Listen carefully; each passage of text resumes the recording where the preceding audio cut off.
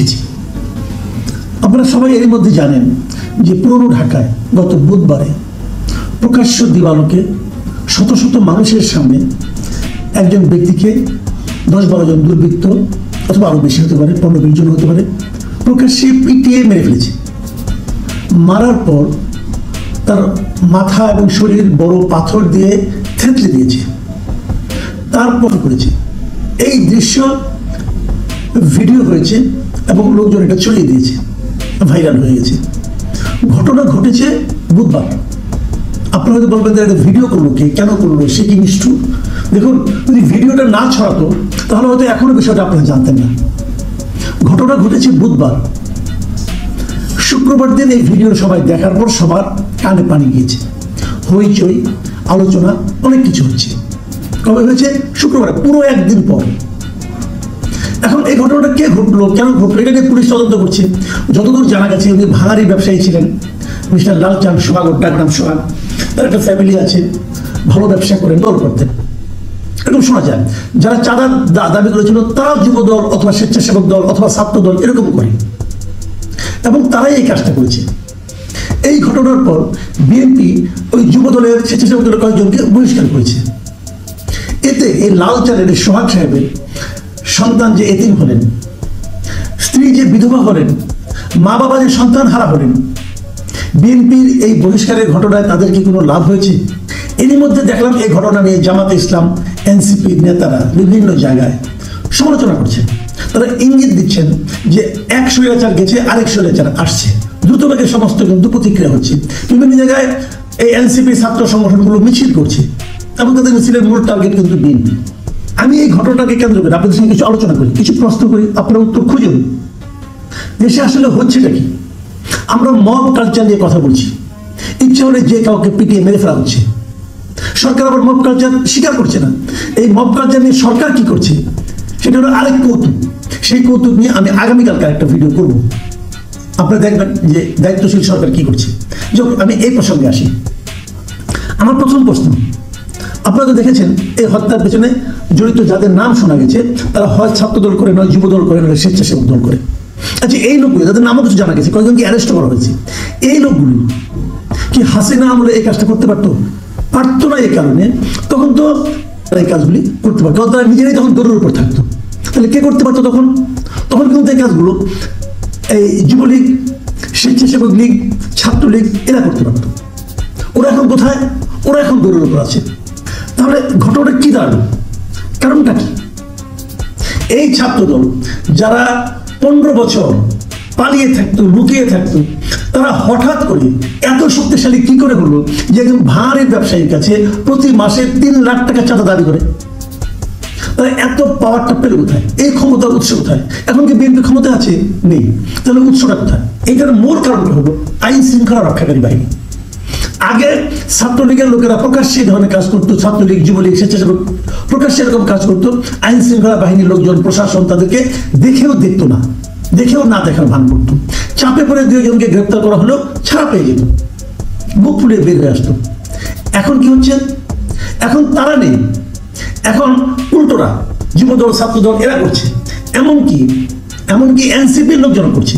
আপনারা নিশ্চয়ই দেখেছেন এনসিপির একজন লোককে গ্রেপ্তার করা হয়েছিল ধানমন্ডিতে, এক প্রকাশকের বাড়িতে ঘেরাও করে তাকে গ্রেপ্তার করার দাবিতে। তাকে কিন্তু এনসিপি একজন কেন্দ্রীয় নেতা ছাড়িয়ে নিয়ে গিয়েছিলেন। তার মানে তারা জানে যে এখন যারা আছে আমাদের ক্ষমতায়, আমরা ক্ষমতায় এখনো না গেলেও আমরা যদি কোনো কিছু করি আমাদেরকে কেউ আটকে রাখতে পারবে না।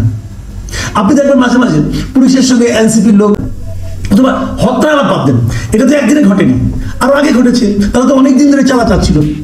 তখনই যদি তাদেরকে নিবৃত করা যেত, তখনই তাদেরকে ঠেকানো যেত, যদি তখনই পুলিশ হস্তক্ষেপ করতো তাহলে তো আজকে পর্যন্ত আসতো না। কিন্তু পুলিশ তখন কেন হস্তক্ষেপ করেনি? প্রশাসন কেন হস্তক্ষেপ করেনি? কারণ একটা, তারা হয়তো ভয় পেয়েছে যে 2 দিন পরে তো বিএনপি ক্ষমতা আসবে, ক্ষমতা আসলে এই লোকগুলি পাওয়ারফুল হবে, তখন এই লোকগুলি যে পাওয়ারফুল, পুলিশ ভয় পেয়েছে। কথা কিন্তু একদমই সিম্পল।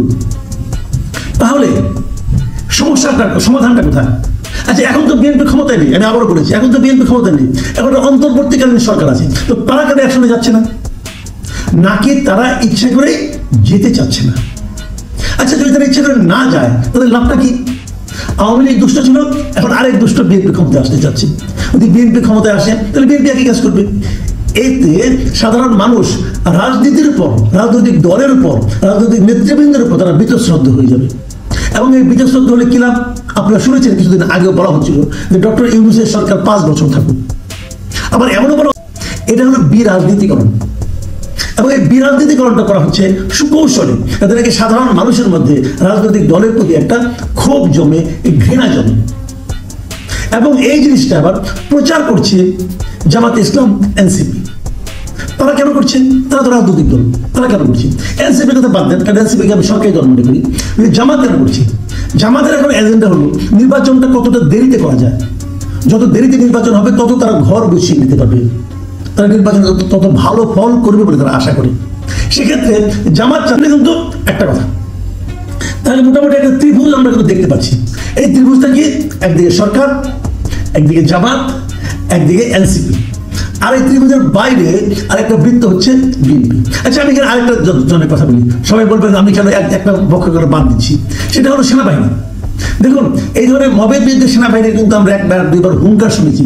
বিশেষ করে রংপুরের ঘটনা তো খুবই হুঙ্কার শুনেছিলাম আমরা, আর মব সহ্য করা হবে না, আর এগুলো সহ্য করা হবে না। সেনাবাহিনী বলেছেন, সেনাবাহিনী কিন্তু বলার এখতিয়ার ছিল, কারণ সেনাবাহিনীকে অলরেডি সরকার কিন্তু ম্যাজিস্ট্রেসি পাওয়ার দিয়েছে। মানে সরকার, সেনাবাহিনী ইচ্ছা করলে একজনকে ধরে শাস্তি দিতে পারে তাৎক্ষণিকভাবে। তো এই ম্যাজিস্ট্রেসি পাওয়ার নিয়ে সেনাবাহিনী কি তাদের কোনো আপনার হেল দলকে টের পাচ্ছেন, নাকি তারা বসে বসে লেমন জুস খাচ্ছে? সেনাবাহিনী যারা আছেন, আপনারা তাহলে ম্যাজিস্ট্রেসি পাওয়ার নিয়েন না। আপনারা বলেন আমরা ব্যারাকে ফিরে যাই, পাওয়ার থাকবে, লোকে জানবে আপনি আছেন, কিন্তু লোকে আপনার কাছ থেকে কোনো উপকার পাবে না। তাহলে কেন? এই প্রশ্নের জবাব কিন্তু আলটিমেটলি সেনাবাহিনীকে দিতে হবে। আরেকটা কথা বলি, এই যে একটা কথা বললাম, তাহলে বিএনপি কি কোনো দায় নাই? অবশ্যই দায় আছে। বিএনপি কেন তার দলের লোকদেরকে নিয়ন্ত্রণ করতে পারছে না? বিএনপি তো বলবেন আমরা চেষ্টা করছি, আমরা বহিষ্কার করছি। হ্যাঁ, বিএনপি তো অনেক বহিষ্কার করছে। বাংলাদেশের ইতিহাসে এত বহিষ্কার করতে কোনো দল তার নিজের লোকজনকে করেনি। 2000-এর বেশি লোককে তারা এর মধ্যে বহিষ্কার করে ফেলেছে, কিন্তু এতে কাজ হচ্ছে না কেন? আমি একটা উদাহরণ প্রায় দিই বিভিন্ন জায়গায়, সেটা আপনাদেরকে আবার বলি। ধরা যাক একটা পাতিল খুব গরম হয়ে গেছে, এই পাতিলটা ঠান্ডা করতে হবে। আপনি কি করবেন? আমি যে এক মানে চলের মধ্যে একটু পানি নিয়ে পাতিলের মধ্যে ছিটা দিয়ে দিলাম, ছ্যাঁত করে আওয়াজ করবে, কিন্তু তার শব্দ হবে, কিন্তু সবাই বুঝবে যে পাতিলে একটু পানি দেওয়া হয়েছে। এতে কি পাতিল ঠান্ডা হবে? হবে না। আবার পাতিল গরম হতে থাকবে, তোর নিজ দিয়ে তাপটা তো আছে। আপনাকে তাপটাকে বন্ধ করতে হবে আগে, তারপর আপনি পানি দেন ভাই। এখন তাপটা আপনি কিভাবে বন্ধ করবেন? আপনি এত বড় দেশ, এত নেতা কর্মী, আপনি 2000-কে করেছেন। যখন কোনো একটা খবর মিডিয়াতে আসে তখন আপনি তার বিরুদ্ধে অ্যাকশন নেন। আপনাদের নিজস্ব কোনো অনুসন্ধান আছে? নাই। কেন নাই? কারণ ওনারা এখন নানা ধান্দা নিয়ে ব্যস্ত আছেন। এটা ঠিক, বিএনপির কেন্দ্রীয় নেতৃত্বের মধ্যে কয়টা যে গ্রুপ আছে এটা একমাত্র আল্লাহ মালুম। ভাইয়ের রাজনীতি হয় বিএনপিতে, কেউ একটা করে সে